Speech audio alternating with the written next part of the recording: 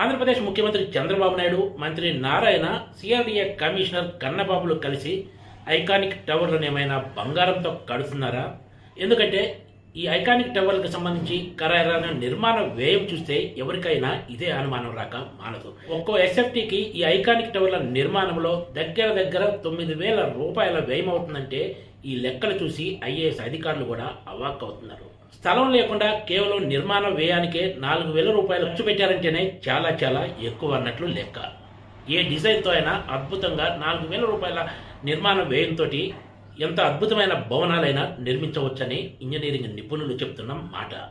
దేశంలోని ప్రముఖ నగరాల్లో ఒకటైన హైదరాబాద్లో స్థలంతో కలుపుకొని ఎస్ఎఫ్టీకి 9,000 రూపాయల లెక్కన మంచి ప్రీమియం స్పేసే అందుబాటులోకి వస్తుంది. అలాంటిది అమరావతిలో కట్టే కొత్త సచివాలయం ఐకానిక్ టవర్లకు సంబంధించి కేవలం నిర్మాణ వ్యయం దగ్గర 9,000 రూపాయలుగా ఫిక్స్ చేశారంటే పరిస్థితి ఎలా ఉందో అర్థం చేసుకోవచ్చు. అమరావతిలో జరగబోతున్న అతిపెద్ద స్కాముల్లో ఇది ఒకటిగా మారే అవకాశం లేకపోలేదనే చర్చ అధికార వర్గాల్లో సాగుతుంది. స్థలం లేకుండా కేవలం ఎస్ఎఫ్టీ నిర్మాణానికే 9,000 రూపాయల ఖర్చు అంటే ఈ భవనాలను ఏమైనా బంగారంతో కడుతున్నారా అంటూ ఐఏఎస్ అధికారులే అవాక్ అవుతున్నారు. ఒకవైపు ప్రపంచ బ్యాంకుతో పాటు ఇతర ఆర్థిక సంస్థల నుంచి రుణాలు తీసుకొచ్చేసి కడుతున్న అమరావతి ప్రాజెక్టులో ఇంత భారీ ఎత్తున దుబారా వ్యయం చేయడం ఏమాత్రం సరికాదని అధికార వర్గాలు వ్యాఖ్యానిస్తున్నాయి. ముఖ్యమంత్రి చంద్రబాబు నాయుడు, మంత్రి నారాయణ అండదండలతో సిఆర్డీఏ కమిషనర్ కన్నబాబు ఇష్టానుసారం వ్యవహరిస్తున్నారనే విమర్శలు ఎదుర్కొంటున్నారు.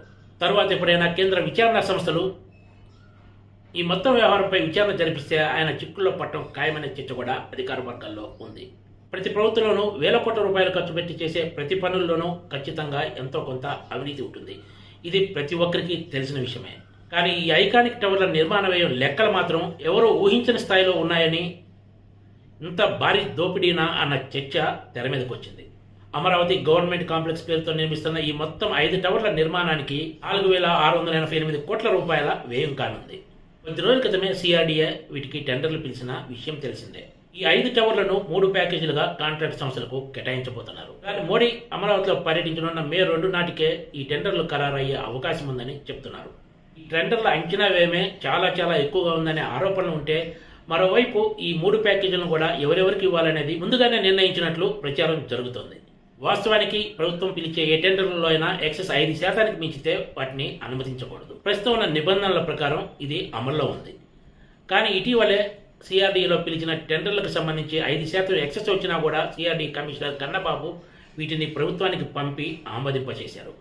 అంటే ప్రభుత్వ ధనాన్ని కాంట్రాక్టర్లు దోచిపెట్టేందుకు ఆయన తన వంతు సహకరిస్తున్నారనే ఆరోపణలు ఎదుర్కొంటున్నారు. మొత్తానికి సచివాలయానికి సంబంధించిన ఈ ఐకానిక్ టవర్ల నిర్మాణ వ్యయం లెక్కలు హాట్ టాపిక్గా మారాయని చెప్పాలి. Please subscribe TGTV.